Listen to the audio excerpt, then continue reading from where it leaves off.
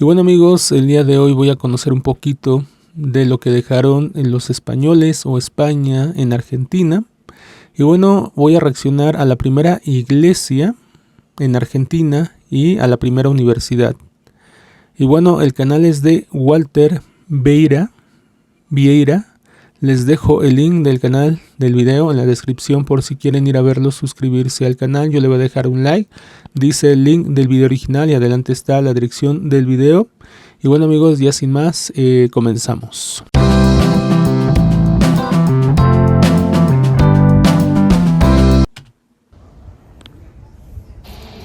Bueno, estamos acá en la Universidad Nacional de Córdoba. Es la primera universidad que se fundó en la Argentina. Es la segunda en Sudamérica y la cuarta de Latinoamérica.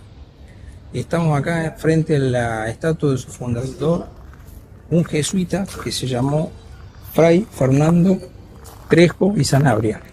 Tenían que ser los jesuitas, amigos. Todo este sector fue declarado Patrimonio Cultural de la Humanidad por la UNESCO en el año 2000. También es Patrimonio Cultural de la Humanidad. Vaya. Dice Manzana Jesuítica, Universidad Nacional de Córdoba, Colegio Nacional de Nuestra Señora de Montserrat, Iglesia y Residencia de la Compañía de Jesús. Y bueno, esta universidad fue fundada en el año 1613. Si bien Córdoba lo vemos muy bien en el medio de Argentina, la verdad es que nosotros al principio somos el fin del mundo. O sea, donde está Río Cuarto, desde ahí para abajo empezaba la tierra de las naciones indígenas, digamos. Y eso es lo que llamamos la línea de Fortines, ¿no? Como al sur de la provincia de Buenos Aires. Entonces, Córdoba es una de las últimas ciudades, ¿no?, en este virreinato del Perú. ¿Cuál es el centro económico de la región? No es Buenos Aires, es el Potosí, en Bolivia, porque eran los grandes productores de plata. Y nosotros en Córdoba les vamos a contar que éramos fantásticos, importantísimos, y Buenos Aires no, pero no éramos tan fantásticos porque en realidad no tenemos oro y no tenemos plata. Entonces lo que hace más que nada Córdoba es criar mulas, que son como los camiones del colonial, para ese mercado del Potosí. Entonces eso es lo que somos granjeros, fundamentalmente agricultores, y criamos mulas. Hasta que se funda la universidad en 1613 y la gente empieza a venir a Córdoba a estudiar, ya desde entonces. Entonces, ¿quiénes son los jesuitas? Que al fin y al cabo se llama la manzana jesuítica. Bueno, los jesuitas son una orden religiosa nueva. En esa época ustedes no pueden elegir si son musulmanes, si son ortodoxos, no, o son católicos o son católicas. Recuerden que en el colonial una de las cosas que vienen es a evangelizar. No, y quién sabe los musulmanes y bueno, no sé, realmente desconozco mucho también de los musulmanes, pero bueno, he escuchado muchas cosas de ellos, o sea, no sé si ellos hubieran venido a evangelizar realmente. No creo, aunque no conozco realmente cómo se manejan, o sea, desde la fe, pero sí he escuchado muchas cosas de ellos. Yo no creo que hayan venido, o sea, vengan realmente a evangelizar si hubieran venido los musulmanes. Pero bueno, ustedes sabrán más de ese tema, si me lo pueden dejar en los comentarios. ¿Qué hubiera pasado? Bueno, ¿qué creen que hubiera pasado si hubieran llegado los musulmanes a evangelizar? Pero bueno, ya me lo pondrán en los comentarios, amigos. Lo que tienen es que son bastante piolas, o sea, para la época, ¿no? Entonces aprendían de nuestros pueblos originarios, aprendían su lengua, se interesaban en su cultura, los evangelizaban, pero no eran tan, ¿cómo decirlo?, los castigos, la manera de entenderlos era como mucho más amigable, diríamos hoy. O sea, no venían a... O sea, yo entiendo, y esta parte es importante, porque los jesuitas que venían con los españoles no es que vinieran como tal imponerles su fe, ¿no? O si no les daban cuello, sino como ya lo han dicho otros historiadores, ellos, los jesuitas, primero trataban de aprender su lengua, su cultura, los comprendían y los evangelizaban. Pero bueno, ellos inclusive a veces anotaban o aprendían de su lengua y la conservaban esa lengua indígena. Pero bueno, es importante decirlo también, ¿no? Pero bueno, vamos a continuar, amigos. Los jesuitas son hombres de conocimiento. Bueno, saben que nuestro papa hoy, el papa es jesuita y es argentino. Y vivió acá en la Manzana el un Papa tiempo. Francisco. Pero les muestra un poco esa idea, son bastante progres, es como que siempre están buscando la conciliación, o sea, siempre están buscando, está bien evangelizar, pero a través del diálogo. Y cuando los jesuitas llegaron a Córdoba, en realidad en la ciudad no había mucho. Ellos van a ser como los primeros arquitectos, pintores, escultores, músicos, matemáticos, médicos, astrónomos, casi todo. Se van a instalar acá en la Manzana y van a comenzar las cosas. Y luego dicen que la iglesia es arcaica. O sea, si los mismos jesuitas de la Iglesia Católica son los que hicieron iglesias y enseñaban de varias ciencias, imagínense. Pero bueno, luego dicen que la iglesia está peleada con el conocimiento. Casi todo. Se van a instalar acá en la Manzana y van a comenzar las construcciones. Esta iglesia que están viendo es la más antigua de Argentina. Y si bien de afuera no promete mucho, porque uno dice no tiene ningún adorno, nosotros creemos que esos agujeros que ustedes ven iban a ser el lugar en donde se iba a encajar lo que nosotros llamamos la fachada, que era como un altar muy tallada, pero los jesuitas fueron echados por el rey de España en 1767 y nunca llegaron a terminarlo. Entonces por eso vemos los huecos. Pero está bonita la iglesia, ¿eh? Lo hicieron en esa época. La iglesia fue construida entre 1650 y 1676, o sea que tardaron solo 26 años. Ya sé que ustedes me dicen solo 26 años, me parece un tiempo considerable. Es bastante. Pero cuando vayan a la catedral tardaron 200 años en terminarla. Entonces, como tardaron 26 contra 200 años, pues una barbaridad, amigos. Tanto tiempo en terminarla, es como que hay muchas cosas que se mezclan, como muchas modas mezcladas. Claro. Tienen algunas cosas que son, por ejemplo, la del fronte. Claro, y algunas cosas que son más nuevas. Claro. Y eso pasa cuando uno tarda 200 años. Claro. O sea, no es la misma gente no puede empezar y terminar el Claro, el Cabildo le pasó lo mismo. El Cabildo cambió bastante, pero nuestro Cabildo en Córdoba ha sido bastante bien conservado, porque el de Buenos Aires vieron que lo cortaron cuando abrieron las diagonales, pero el de Córdoba está bastante bien conservado. ¿Y les pudieron entrar? Todavía la catedral no. No, ¿y al Cabildo? No. Entren al Cabildo porque es precioso, tiene todos los patios conservados y tiene conservada la celda de castigo, porque recuerden que el Cabildo para el mundo colonial es como los tres poderes juntos. Entonces ahí funcionan, los cabildantes, algunos vecinos, no cualquier vecino podía ser cabildante, podía tomar las decisiones en el Cabildo. Y abajo estaba donde tenían a los presos. Claro. Sí, que era muy dura, es muy dura la vida del colonial. La vida del colonial es muy dura y si ustedes no son un español rico, están en el horno. O sea, ya sea si fueran negros, que eran esclavos, que eran esclavizados, o sea, mujer ni hablar, estábamos en el horno, porque la verdad es que las mujeres tienen muy pocos derechos. Pero además, en esa época era muy normal. Españoles, si ustedes eran pobres, tampoco es que tenían una buena vida, ¿no? Entonces la vida del colonial es una vida muy dura. Las casas, generalmente es así, las ciudades están planeadas como un tablero, no, esto es otra cosa, están planeadas como un tablero de ajedrez, ¿no? En cuadrados. Y la plaza central es donde hoy es la Plaza San Martín, y por eso tienen la catedral, que es como la cabeza del poder religioso, y el cabildo, que es la cabeza del poder político. Y después cada una de estos cuadraditos, las manzanas, está dividida en 4 y esos son los solares. Si su familia era importante y ustedes estaban cerca de la Plaza Mayor. Y los que trabajaban, digamos, los que llevaban adelante todo el trabajo, eran por lo general africanos esclavizados.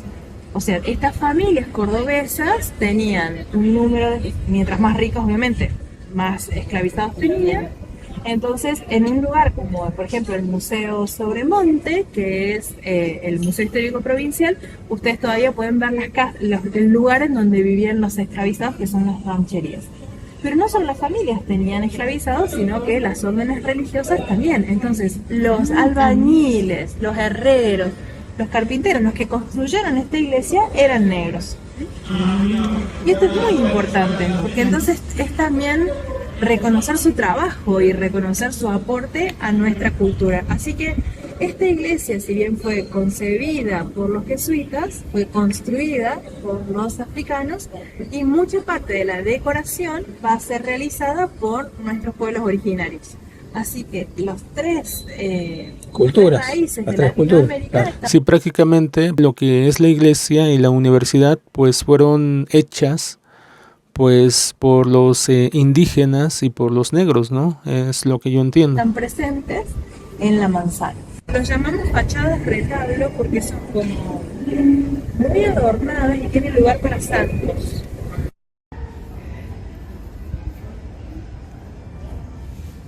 Ahora le pusimos para los palomas, sí. Ven, miren cómo son. Ven, atrás del edificio como que no tiene nada de adorno, pero alrededor. Wow, está muy bonita la iglesia, por dentro. Imagínense en esta ciudad que queda en el fin del mundo, en este lugar pobre, entrar en esta iglesia y ver todo este oro, ¿no? Porque acá todo lo que está en dorado es oro. O sea, no es dorado, sino es oro literalmente. Vaya, amigos. Esa escalera también. Es una técnica que llamamos de la oro, o sea, es una lámina muy fina de oro, pero sigue siendo oro. Es la única manera de conseguir el. Porque hoy ustedes van a la tintorería y pueden elegir cualquier color, pero recuerden que en ese momento hay que fabricarlo. Entonces, la iglesia era un poco distinta porque las paredes eran blancas. Entonces, hoy parece más oscura de lo que era originariamente, ¿no? Esta iglesia tiene forma de cruz, mira. Sí, por eso brilla. Y porque esta iglesia se construyó en un momento en el que la moda es lo que nosotros llamamos el barroco. Y el barroco lo que busca es impresionarnos. Es como si fuera un teatro. Entonces, todo está diseñado para que ustedes se sientan sorprendidos. Imagínense. Y vaya que sí, muy sorprendente. Y lo que teníamos en las paredes eran espejos. Entonces los espejos reflejaban la luz. Y además generan esto de que yo no sé si lo vi, si no lo vi, me lo estoy imaginando.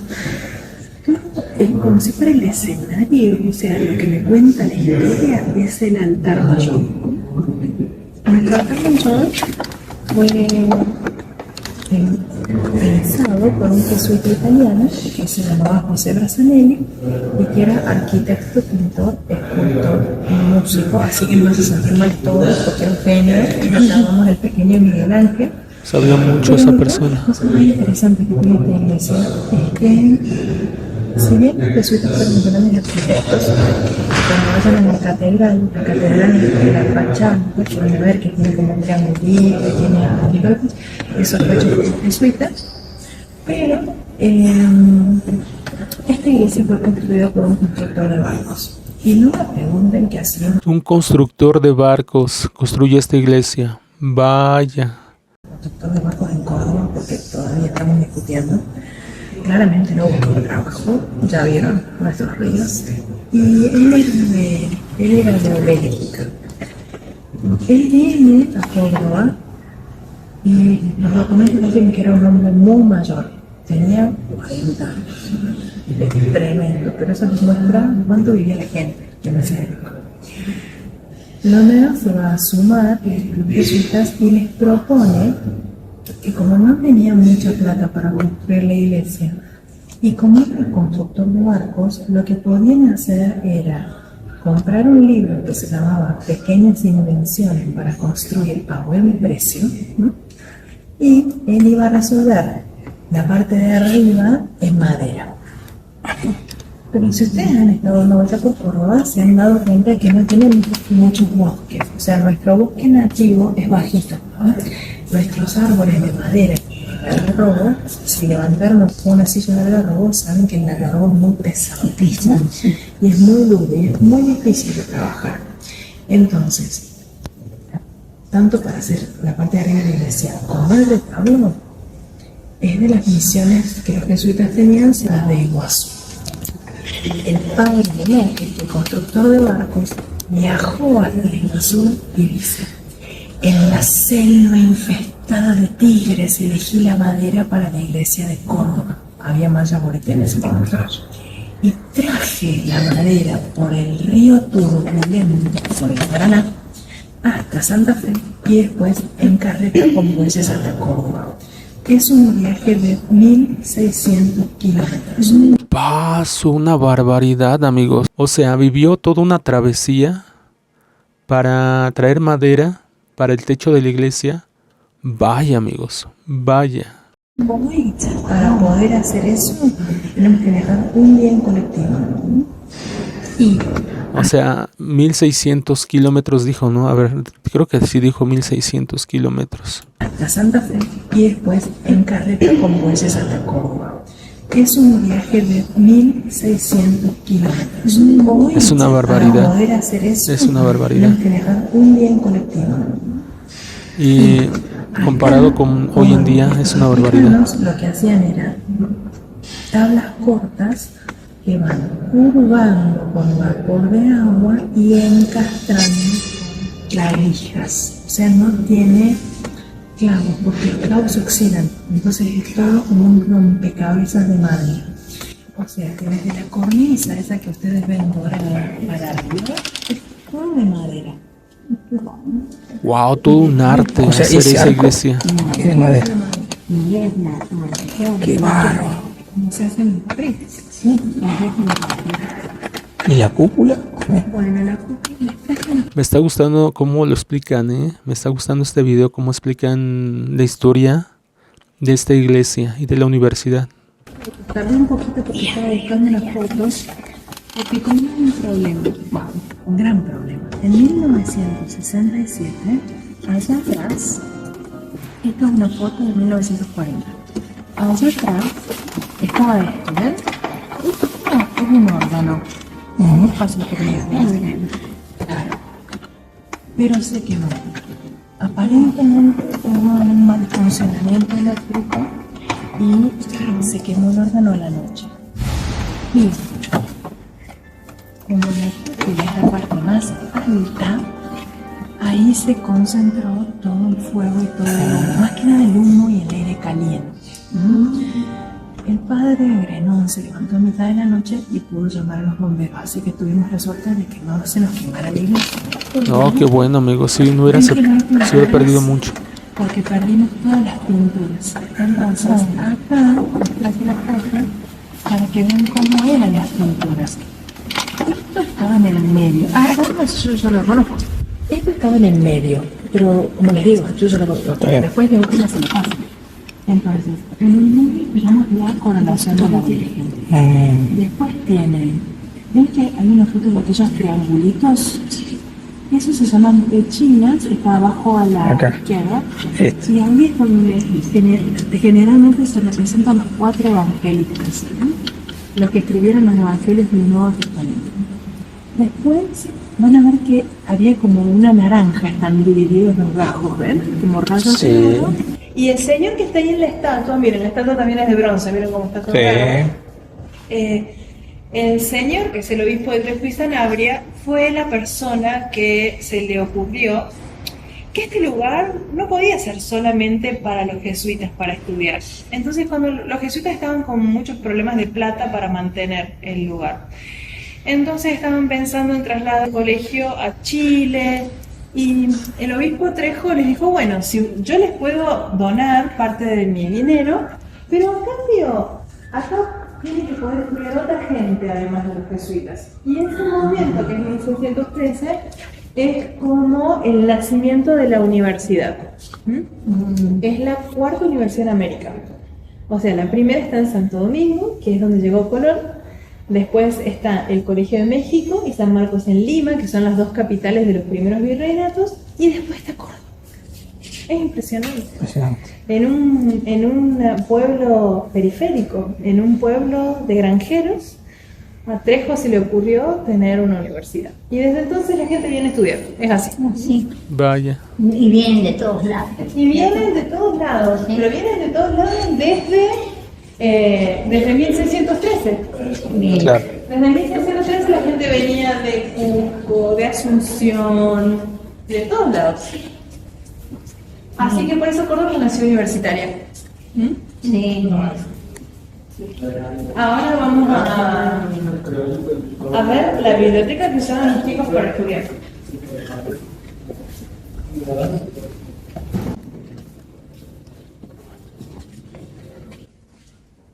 Biblioteca tiene ejemplares del año. Tiene ejemplares del año 1500. Vaya. Sí, son muy antiguos. Se imaginan, si uno funda una universidad, lo primero que necesitan son libros. Pero en ese momento, la mayor parte de las imprentas estaban en Europa, así que la mayor parte de los libros que tenemos acá vienen de Europa. ¿De qué se tratan los libros? De lo que ustedes quieran. O sea, son libros de aritmética, libros de geometría, libros de física. Bueno, quizás no es de lo que ustedes quieren, pero también hay libros de, no sé, diccionarios. Hay muchos libros de teología y de filosofía porque eso es lo que se estudiaba acá. Entonces son libros que están relacionados con la religión, con la Biblia, con la interpretación. Pero hoy lo que nosotros quisimos mostrarles no tiene que ver con eso, sino que tiene que ver con cómo los usaban los estudiantes. Y yo no sé si ustedes hacían esto, pero yo sí. Vieron que uno está aburrido con el cuaderno y bueno, empieza a dibujar cualquier cosa, a escribir cualquier cosa. También había declaraciones de amor. Bueno, los chicos de 1600 hacían exactamente lo mismo, pero en ese momento no usaban cuadernos, el papel era muy caro, así que todos esos dibujos quedaban en los libros. Y el primero que queremos mostrarles son, obviamente, caricaturas de los profes. Y sí, seguro que ustedes nunca hicieron un dibujo del profe. No, creo que es algo interesante, sobre todo. Es porque muy interesante se cree ver eso. que estos dibujos representan a los profesores franciscanos que reemplazaron a los jesuitas cuando los jesuitas fueron expulsados. Y además tienen sobrenombres. Algo que tampoco hicieron nunca ustedes. Me dijeron que nunca le pusieron sobrenombre a un profe. Entonces uno dice el ballena, el edema, el baba. Nadie a quien le digan el baba puede ser bueno. Y eso es lo que hacían los chicos. Allá en los más chiquititos tienen también en el del medio un libro que arriba, una letra muy chiquitita, aplicado a las misiones guaraníes. O sea, en esas misiones de las que estuvimos hablando. Y al lado tiene el dibujo como de un retablito. Lo que tiene de maravillosa eso que dice aplicado en las misiones guaraníes es que les muestra la circulación de los libros. O sea, los jesuitas traían estos libros, pero no estaban siempre los mismos libros en el mismo lugar, sino que a veces iban a las estancias, algunos venían de las misiones, algunos habían estado en La Rioja, otros habían estado en Buenos Aires, otros habían estado en Córdoba. Y así van circulando los libros. ¿Tienen alguna pregunta? ¿Y por qué los expulsaban? Porque el rey, bueno, en la historia, la corona española, mientras estaba la familia, los reyes eran los Austrias, una familia que se llevaban bastante bien con los jesuitas. Ellos tenían, por lo menos algunos jesuitas eran confesores, ellos como eran muy cercanos, tenían ideas bastante parecidas. Pero el último Austria, que es Carlos II, se muere y no tenía un heredero. Entonces comienza en España una guerra que se llama la Guerra de Sucesión al Trono y sube una familia francesa, que son los Borbones.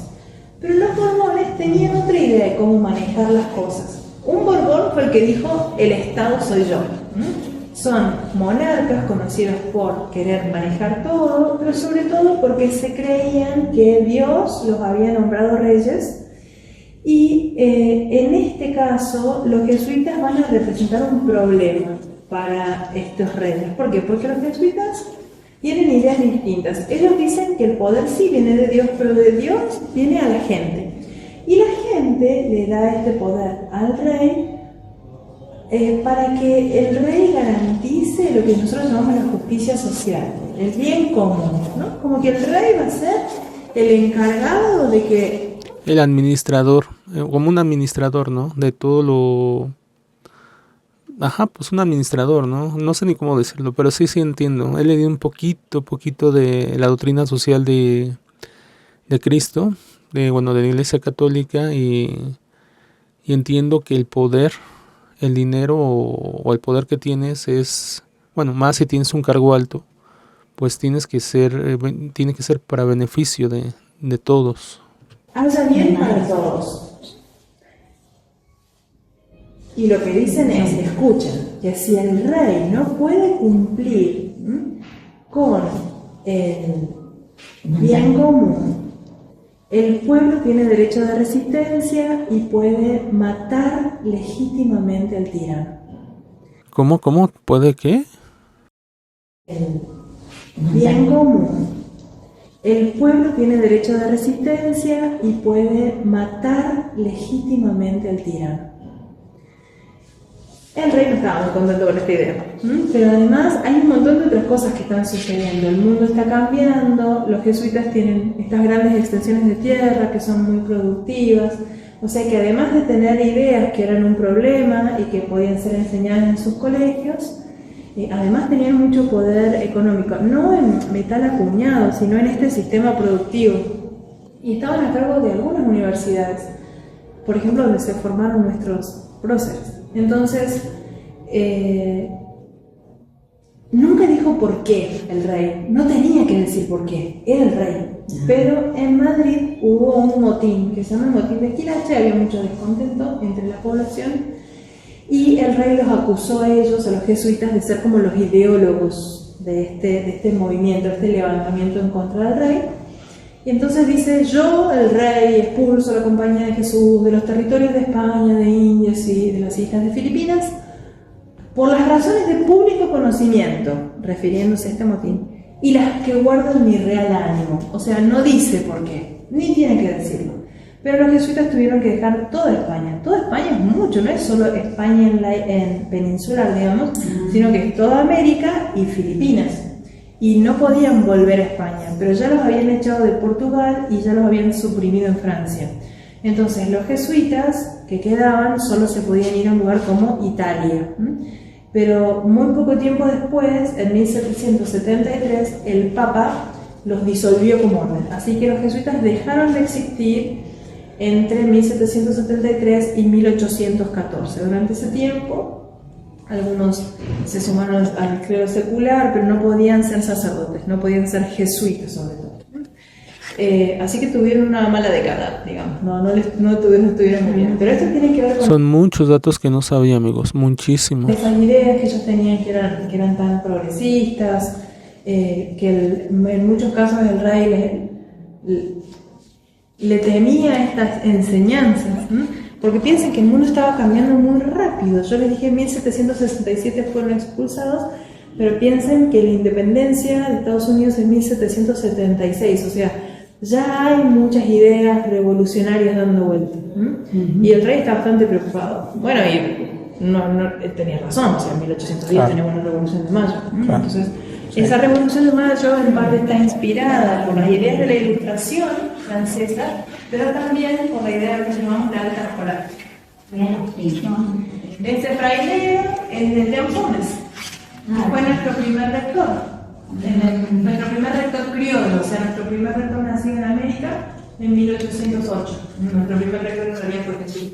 Y las paredes, ¿Y las paredes son originales todas? con piedra, Sí, no sé cómo construyen en Villa Dolores. En la Córdoba colonial se construía mucho así. En mi pueblo ya las construcciones más viejas son de adobe.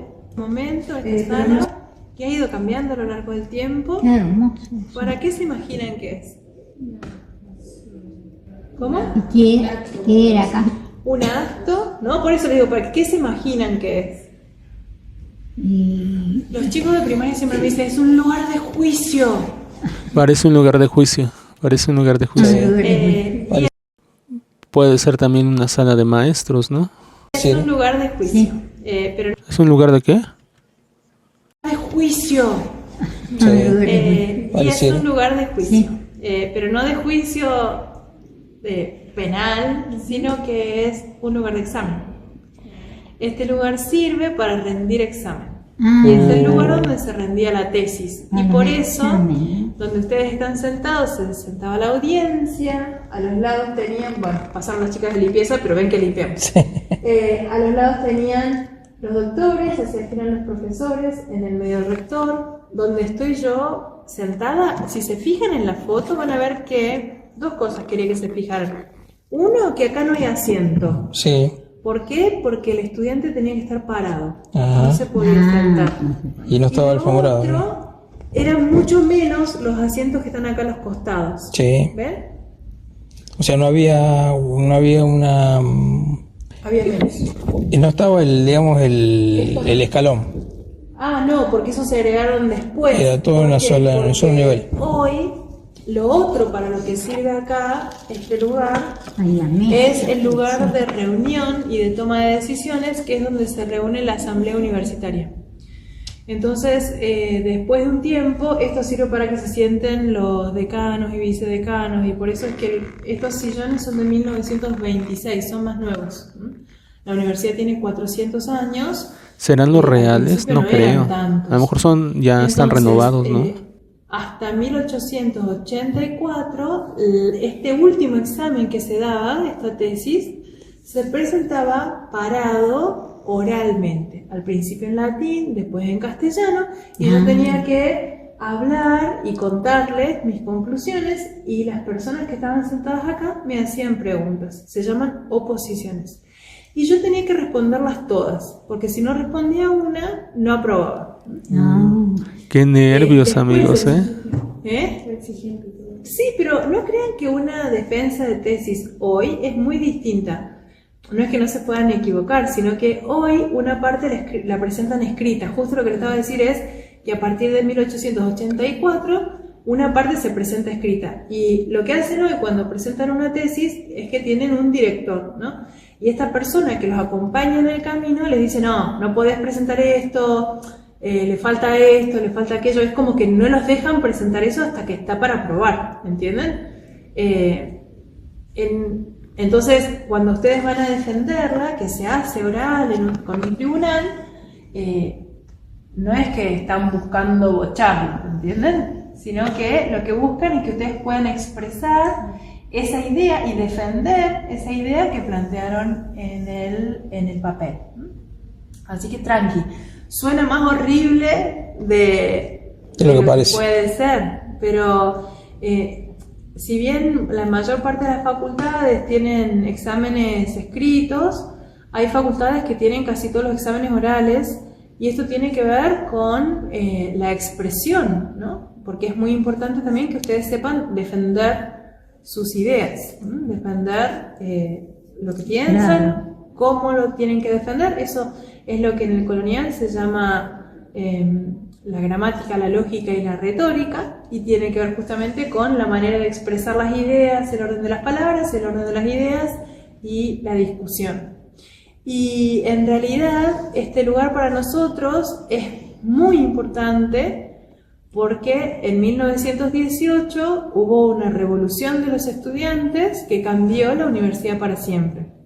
Esta universidad de la que nosotros veníamos hablando era una universidad para unos pocos. Al principio les dije, era para los ricos, o sea, no era para los negros, no era para los indígenas, no era para las mujeres y tampoco era para los pobres.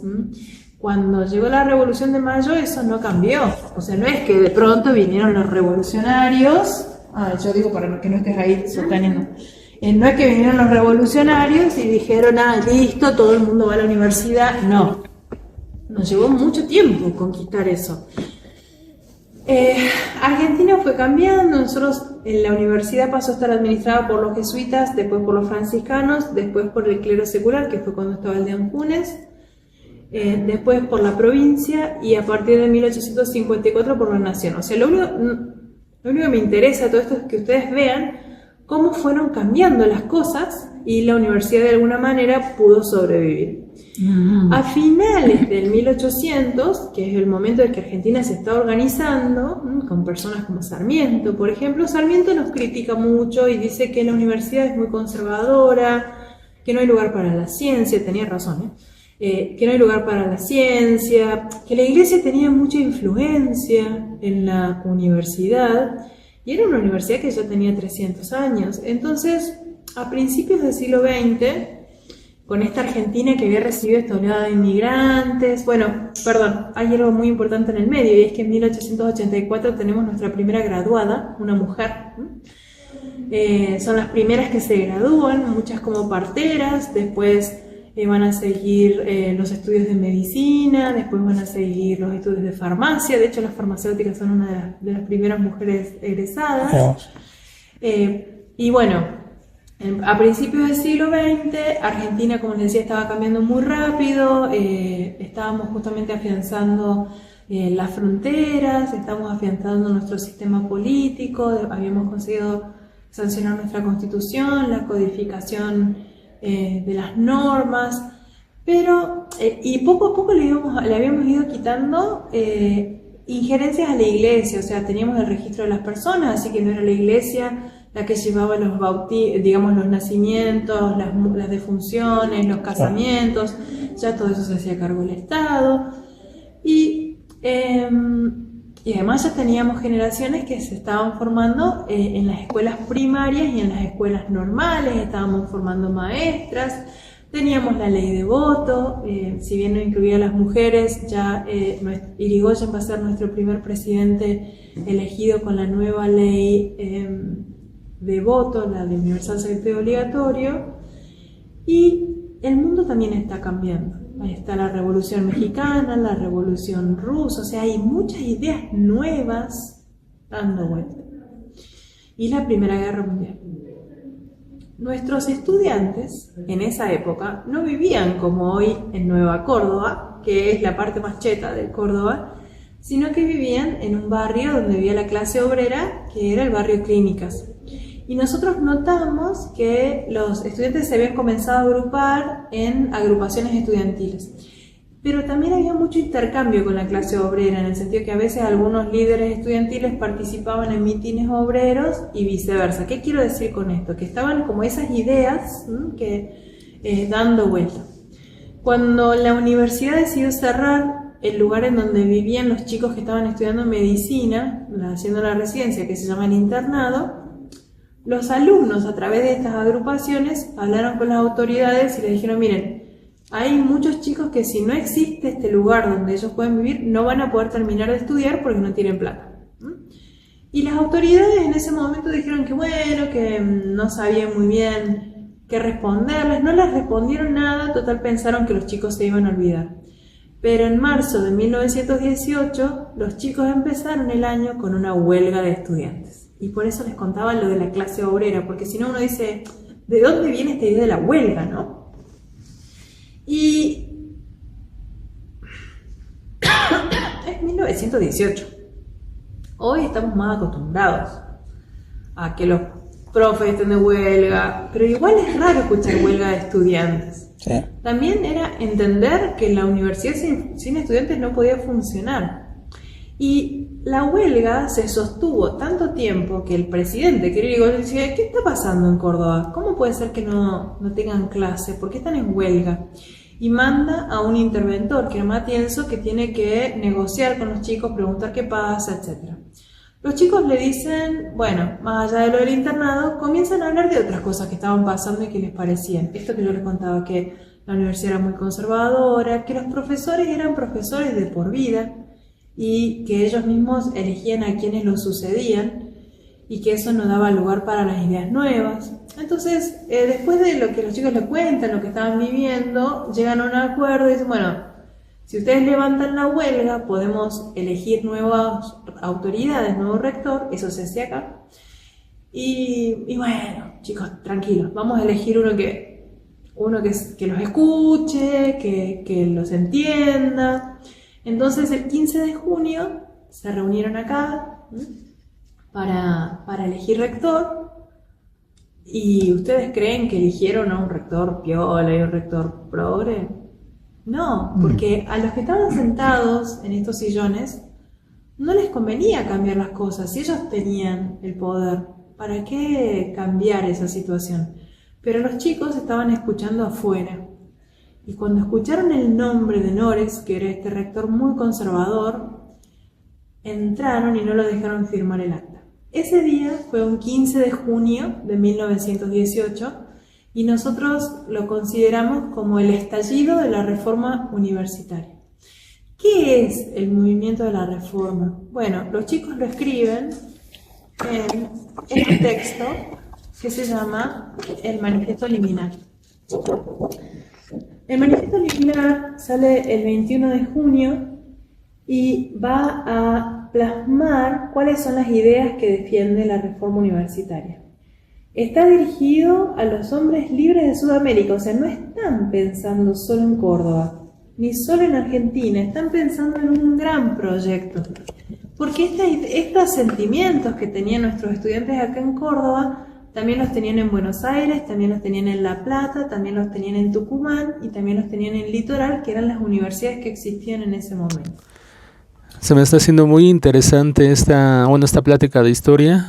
No sé ustedes, pero se me está haciendo muy interesante. Aunque desafortunadamente el audio no está muy claro. Pero bueno, se entiende y eso es lo principal, que se entienda. Pero a mí en lo personal estoy entendiendo muchas cosas muy interesantes.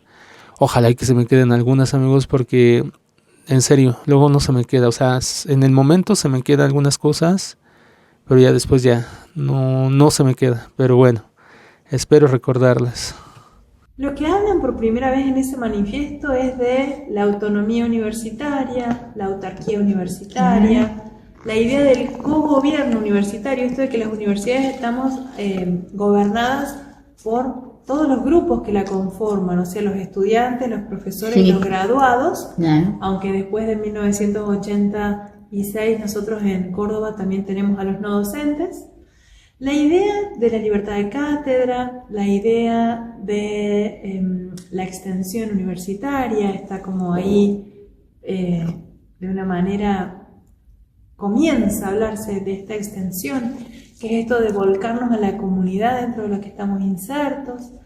En realidad, todas las cosas de las que hablamos hoy en la universidad y que defendemos y que nos parece que son la clave de comprender la universidad, ¿no? Esto de en ese momento se habla de la libre asistencia, como les decía, el acceso por concurso y concurso periódico como docente. Todo eso está planteado en este escrito, que es hermoso, pero sobre todo hay una parte cuando habla de la autoridad en un hogar de estudiantes, hablando de cómo se tenía que gobernar, en el que habla de la afinidad espiritual entre los profesores y los alumnos. O sea, dicen que toda educación es una larga obra de amor a los que aprenden. O sea, es una idea totalmente distinta de abordar la enseñanza, que hasta ese momento era totalmente distinto. O sea, antes era como la idea que los estudiantes no tenían nada y era la universidad la que estaba encargada de llenarlas con todo este conocimiento y sacarlos profesionales. Pero ese manifiesto habla en realidad de esta construcción, de esta, como les decía, afinidad espiritual que tiene que existir para la formación. Es una idea muy romántica la de la reforma, ¿no? Es como la idea de que la educación todo lo puede, habla de universidades populares. La verdad es que me encantaría decirles que cuando las autoridades conocieron este texto dijeron listo, no hay ningún problema, ahora hacemos todo lo que los chicos dicen, pero no. Sino que la huelga cuando lo nombran a Nores rector, los chicos se declaran de nuevo en huelga. Y los chicos de las otras universidades nacionales también se declaran en huelga sin WhatsApp. O sea, en esa época También esa parte, fíjense que no había pensado, en ese tiempo no había forma rápida de comunicarte. Wow, cierto. Hay cosas que luego doy por sentadas que no me acuerdo que no existían en ese tiempo. ¿Se imaginan? Antes era más difícil organizarte, ponerte de acuerdo con otras partes del país. Wow. se comunicaban con telegramas. No había WhatsApp. No había WhatsApp, no había Telegram.